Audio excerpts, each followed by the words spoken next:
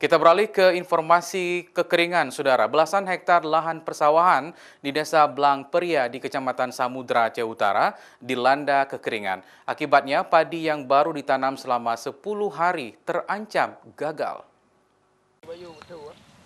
Kekeringan yang melanda belasan hektar lahan persawahan terjadi dampak kondisi cuaca terik sejak 3 pekan terakhir, sehingga menyebabkan lahan persawahan tak ada hujan, mengering, dan kini kondisi tanah retak.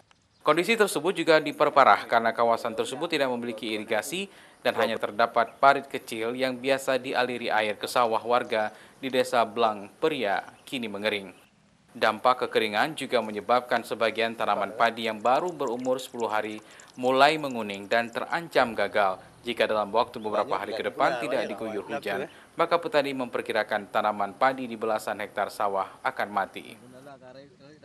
Ini kira-kira sekitar udah 3 minggu yang tidak ada air lagi. Semenjak hujan terakhir kemarin itu hari apa ya? Pokoknya 3 minggu terakhir ada sekali hujan. Habis itu nggak ada hujan lagi.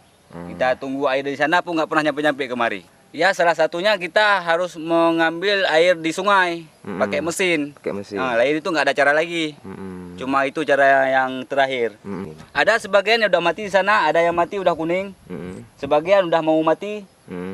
Sebagian ada juga yang baru tanam tapi masih sehat padinya. Tapi nggak sekitar 2 minggu lagi mungkin kita nggak bisa pakai lagi padinya. Zikri Maulana, Kompas TV, Aceh Utara.